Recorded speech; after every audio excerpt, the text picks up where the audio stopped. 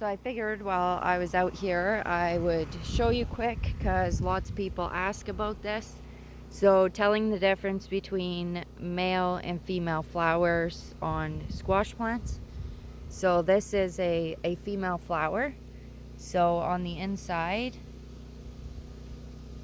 you can see multiple branches there. And on the outside, underneath the flower is actually a tiny little fruit. So if this flower doesn't get proper pollination, this fruit is just going to shrivel up and dry off. So since we just moved and this garden is a first year garden, I actually have some in here that aren't being adequately pollinated by the bugs. So this one actually was not pollinated. So he's actually gonna shrivel up and fall off just like this one did. So what you can do is you can find a male flower, and here's a male flower. Let me get around here. So the male flower on the outside is just a straight stem. There's no fruit down here. And on the inside is just a single stamen. So from the outside and the inside of the flower, the males and the females look different. So I actually already plucked a male flower. So you can just take your male flower and peel back the flower parts. It's a little hard one-handed.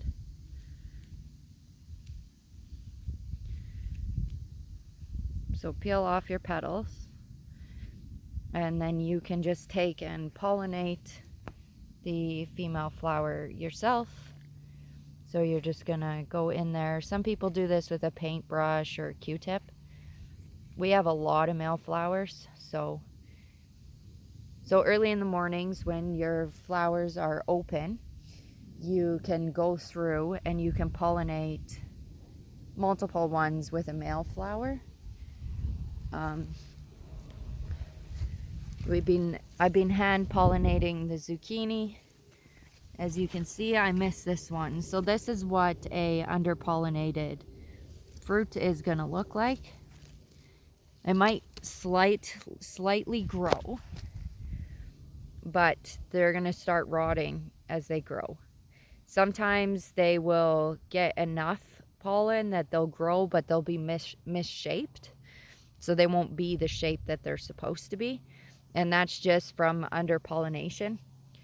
So naturally with, say, bees, they would have to visit the female flower like 6 times in order to get enough pollen into the female flower. But as you can see, some of these other ones that I've hand pollinated, they're doing good. We got some over here. This guy, I hand pollinated this one as well. But yeah, so that's what I've been doing since it's a new garden. I've just been going through and hand pollinating in the mornings. You can tell this end of my garden didn't get weeded yet.